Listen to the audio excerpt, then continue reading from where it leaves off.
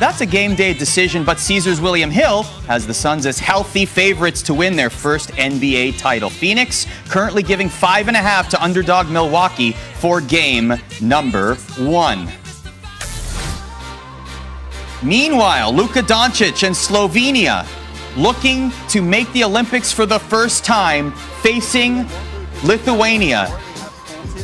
And Doncic had himself a game as the Lithuania hopeful were there. History does, in fact, repeat itself. March 19th against the Trailblazers. Here's Doncic. No look over the head pass to Tim Hardaway Jr. Three-pointer. One more look on Sunday. What a terrific pass indeed. Slovenia leads 80-69, heading into the final frame. And in that fourth quarter, over 5 minutes to go, first by any player in the qualifiers, and Slovenia have done it. 96-85. Here's Luka on being named the MVP. I don't care about the MVP. We won here. We're going to Olympics, like he said, the first time in our country. It's amazing, you know. I think every kid in Slovenia dreams about being in the Olympics. I did too. So here we are. You know, we fought really, really hard, and I think we deserve to be here. Over the last week, I've had the chance to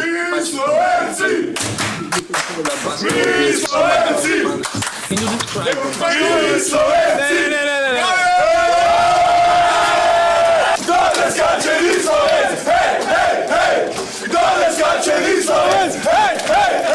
Have you talked to Phil about this? Because by saying a racial move, then you're calling Phil a racist. I don't got a problem with that. Do you think Phil was or is? Oh, yeah. I've got to be honest. The more I hear from this Scottie Pippen Bourbon promotional tour, the less I like it. I backed up Scottie weeks ago when he made his point to GQ about the differences in KD and LeBron's style of play. Backed him up, right here on Stephen A's World, in fact.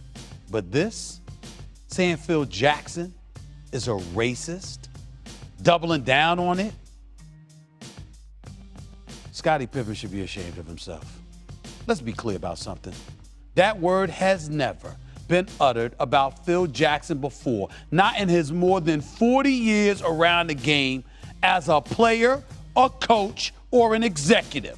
Not by Michael Jordan, not by Dennis Rodman, not by Shaq, not even by Kobe Bryant, who had a very, very complicated relationship with that man, Phil Jackson. Phil Jackson, if nothing else, was respected. I don't know. Maybe Scottie is sampling too much of his own product before these interviews. I don't know. But what he's saying is utterly ridiculous. And it doesn't just make him look foolish.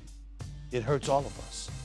Because when you throw accusations of racism around without any justification, without any receipts, and it gives oxygen and space to actual racists.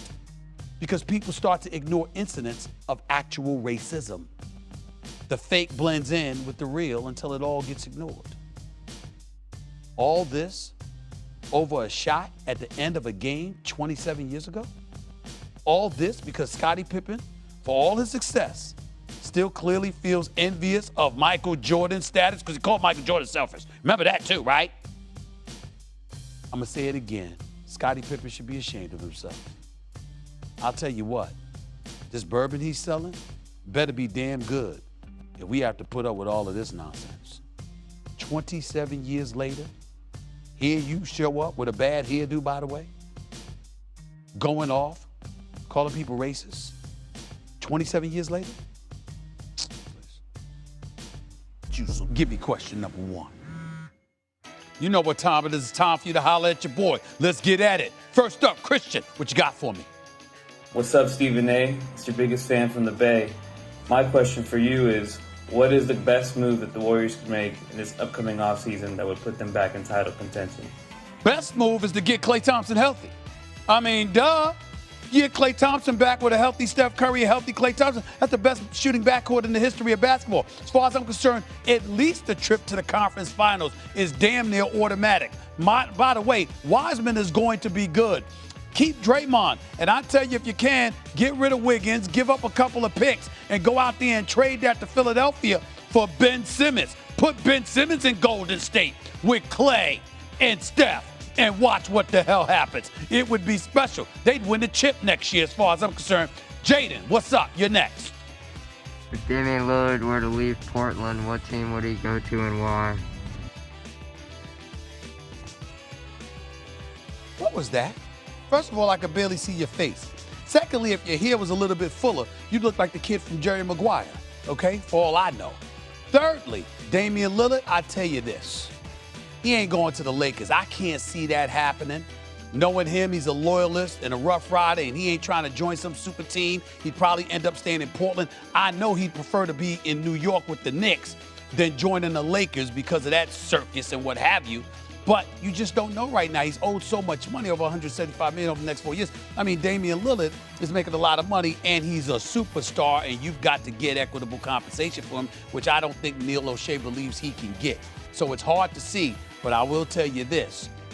He didn't sign off on Chauncey Billups necessarily. He wasn't opposed to it. He preferred Mike D'Antoni because Mike D'Antoni was using Steve Nash as an MVP and James Harden as an MVP under his stewardship to say to Damian Lillard, I'm the right guy for the Portland job.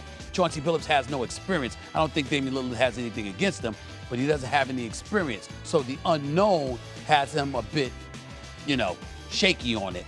But in the end, bottom line is Chauncey Billups is now your coach. I believe in Chauncey, and I think Damian Lillard might end up giving him a chance of just choosing to stay in Portland. All right, Devontae, you got next. What's up?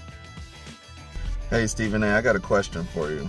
If one of these remaining teams in the NBA playoffs with only one superstar win, does that mean their championship is better or worse or more important or less important than, let's say, LeBron's when he won with AD or with Dwayne Wade? Well, I definitely think that if you're a lone superstar and you don't have superstars as sidekicks or as your teammates, your stature definitely gets elevated to some degree. It's not to say you dismiss LeBron and what he accomplished, or KD and what he accomplished, or Steph Curry and what he accomplished, along with various others. But if you are the lone superstar on your team and you propel your team to those heights by the way you play, there's certainly a level of cachet that you're going to have at your disposal compared to the others to some degree. I don't think that's deniable. Finally, Jeremy, get at me. What's up? What's up, Stephen A? I'm back from Miami, but this time I'm not here about the heat of the Dolphins. I'm here about the Scripps National Spelling Bee Championship on July 8th. Stephen A, you're known for using big words on SportsCenter, First Take, and Stephen A's World, but do you think you can spell those words like the people participating in the championship can? You think? I want to get at you about that, Stephen A. Hell no!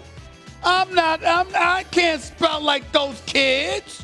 Are you crazy? You ain't set me up with that. Hell to the no. I can't do it. See, you got to know your lane.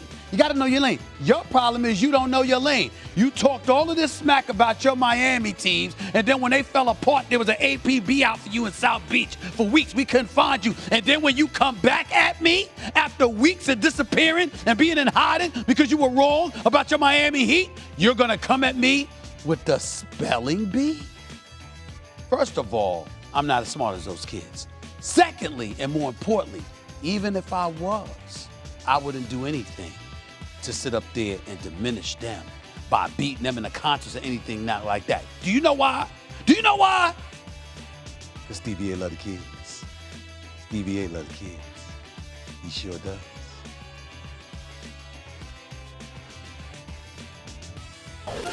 Chris Paul is in the NBA Finals. What do you think when you hear that sentence? Man, it sounds damn good. Damn good. I write something on my shoes every game to say, can't give up now. We do what we're supposed to do, I'll get the last laugh.